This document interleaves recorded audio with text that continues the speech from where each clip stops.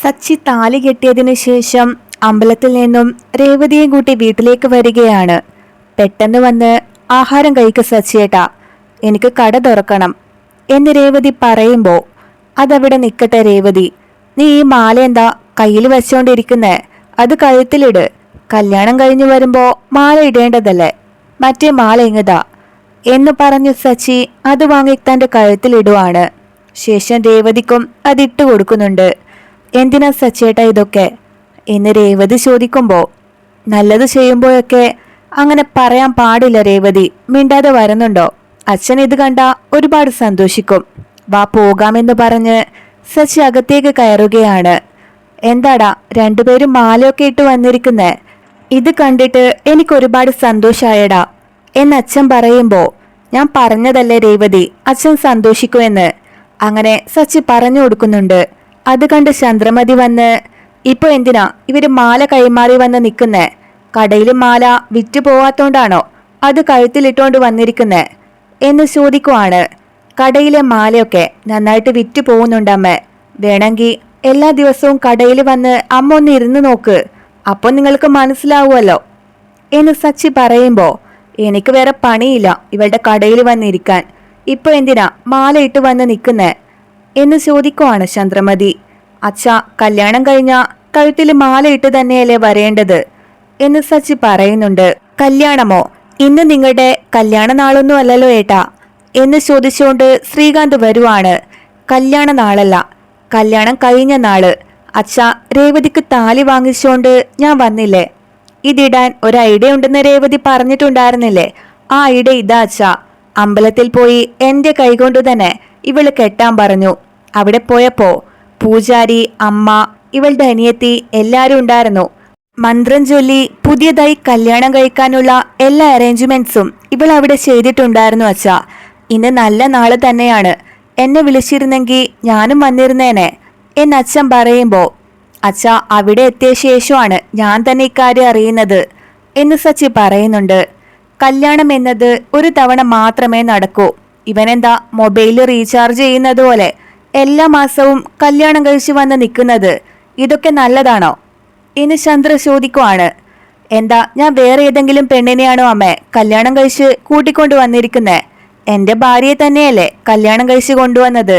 ഇതിലെന്താ അച്ഛാ തെറ്റുള്ളത് എന്ന് സച്ചി ചോദിക്കുമ്പോ, ഒരു തെറ്റുമില്ല മോനെ, നല്ല കാര്യം തന്നെയാണ്. നിങ്ങൾ അവിടെ തന്നെ നിൽക്ക്. മോളെ വർഷേ, ആ ആരതി ഇങ്ങോട്ട് എടുത്തോണ്ട് വാ എന്ന് അച്ഛൻ ആവശ്യപ്പെടുവാണ്. എന്ത് ആരതിയോ? അതെന്താ അച്ഛാ? അതില് റെഡ് ചില്ലി പൗഡർ ഇടേണ്ടതുണ്ടോ എന്നൊക്കെ ചോദിക്കുവാണ് വർഷ. മോളെ നീ ഒന്നും ചെയ്യണ്ട, ചന്ദ്രേ നീ പോയി ആരതി എടുത്തോണ്ട് വാ എന്ന് രവിയേട്ടൻ പറഞ്ഞപ്പോ, എന്നെ കൊണ്ട് പറ്റില്ല എന്ന് പറഞ്ഞു നിൽക്കുവാണ് ചന്ദ്രമതി. ചന്ദ്രേ, വർഷമോൾക്ക് അറിയില്ല അതിനെക്കുറിച്ച്, അതുകൊണ്ടാ പറയുന്നേ. ഇവരെ പുതിയതായി കല്യാണം കഴിഞ്ഞു വന്നതൊന്നും അല്ലല്ലോ, എന്നെ കൊണ്ട് പറ്റില്ല എന്ന് ചന്ദ്ര പറയുമ്പോ, അമ്പലത്തിൽ നിന്ന് മാല കൈമാറിയില്ലേ, കണ്ണു പെട്ടിട്ടുണ്ടാവും. അതാ ആരതി എടുത്തോണ്ട് വീട്ടിനകത്തേക്ക് വരാൻ പാടുള്ളൂ. നീ പോയി എടുത്തോണ്ട് വരുന്നുണ്ടോ ചന്ദ്രേ എന്ന് അച്ഛൻ നിർബന്ധിച്ചപ്പോ ചന്ദ്ര അത് എടുക്കാനായി പോവുകയാണ്. ആ സമയം സ്തുതിയും ശ്രുതിയും തന്റെ റൂമിൽ നിന്ന് ഇറങ്ങി വരുവാണ്. എന്താ അച്ഛാ ഇത്, മാലയോടെ വന്ന് നിൽക്കുന്നേ? ഇന്നെന്താ കല്യാണമാണോ എന്ന് സ്തുതി ചോദിക്കുമ്പോ, അതെടാ ഇവരിന്ന് വീണ്ടും കല്യാണം കഴിച്ചു വന്നിരിക്കുന്നു എന്ന് അച്ഛൻ പറഞ്ഞു കൊടുക്കുവാണ്. കല്യാണമോ? ഇവനോ? ഇവനല്ലേ ഒരു തവണ കല്യാണം നടന്നത് എന്ന് സ്തുതി പറയുകയാണ്. അവൻ വാങ്ങിക്കൊടുത്ത താലിയില്ലേ അമ്പലത്തിൽ കൊണ്ടുപോയി കെട്ടിയിട്ട് കൂട്ടിക്കൊണ്ടു വന്നിരിക്കുവാണ്. ആരതി എടുക്ക് ചന്ദ്രേ എന്ന് രവിയേട്ടൻ വിളിച്ചു കൂവുന്നുണ്ട്. വരുന്നുണ്ട്, നിങ്ങൾ ബഹളം വയ്ക്കാതെ. വരുന്നു എന്ന് പറഞ്ഞുകൊണ്ട് ചന്ദ്ര ആരതിയുമായി അങ്ങോട്ടേക്ക് എത്തുകയാണ്. ശ്രുതിമോളെ, നീ ആരതി എടുക്കണം എന്നു പറഞ്ഞ് അത് കൊടുക്കുമ്പോ, ഇല്ല ആന്റി, നിങ്ങളാണ് ഈ വീട്ടിൽ മൂത്തവര്, നിങ്ങൾ തന്നെ എടുത്താ മതി എന്നു പറഞ്ഞ് ശ്രുതി അത് വാങ്ങിയില്ല. അങ്ങനെ ചന്ദ്രമതി തന്നെ രേവതിയെയും സച്ചിയെയും ആരതി ഒഴിഞ്ഞ് അകത്തേക്ക് സ്വീകരിക്കുകയാണ്. ശേഷം രണ്ടുപേരുടെയും നെറ്റിയില് പ്രസാദം തൊട്ട് കൊടുക്കുവാണ് ചന്ദ്രമതി.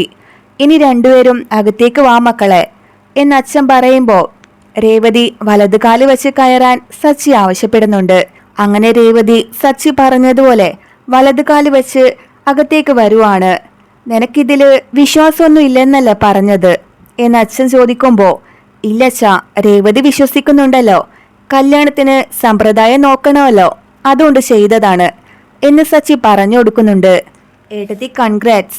സച്ചിയേട്ടാ കൺഗ്രാറ്റ്സ് എന്ന് പറഞ്ഞ് ശ്രീകാന്ത് കൈ കൊടുക്കാൻ വന്നപ്പോ രേവതി താങ്ക്സ് പറഞ്ഞ് അവന് കൈ കൊടുക്കുവാണ്. എന്നാൽ സച്ചി അവന്റെ കൈ വാങ്ങിക്കാതെ മടങ്ങി പോകുന്നുണ്ട്. എടാ, ഇങ്ങനെ പോയാലേ നീ കല്യാണ റിസപ്ഷനൊക്കെ നടത്തുമല്ലോ, ഒരാള് എത്ര തവണയാ കല്യാണം ചെയ്യാൻ പോകുന്നേ എന്ന് ശ്രുതി ചോദിക്കുവാണ്.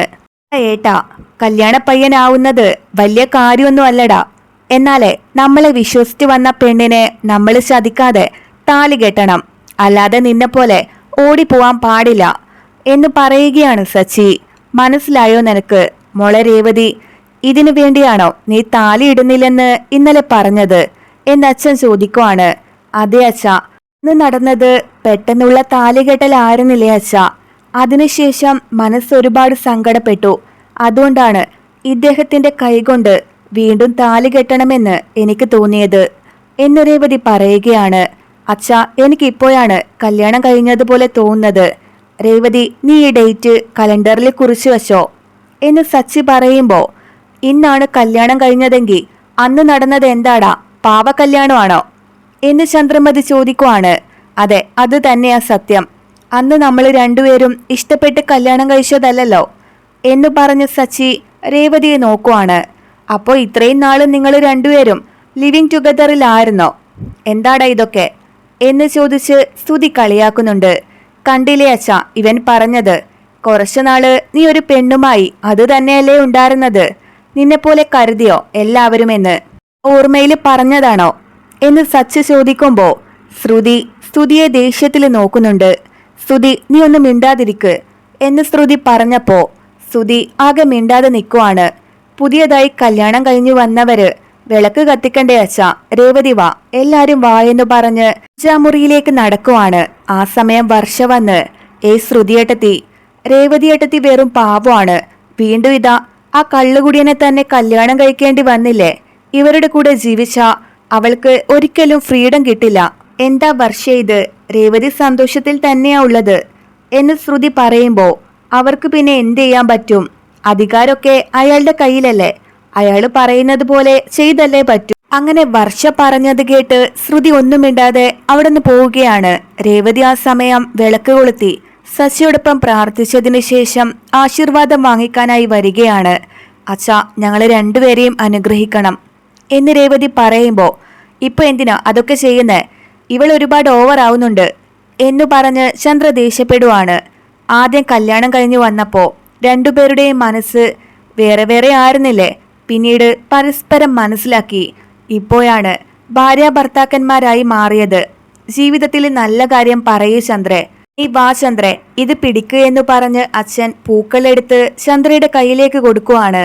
അങ്ങനെ ചന്ദ്രയും അച്ഛനും കൂടി പൂക്കളെറിഞ്ഞ് അവരെ ആശീർവദിക്കുന്നുണ്ട്. അന്ന് ഇഷ്ടമില്ലാതെയാണ് കല്യാണം നടത്തിയത്.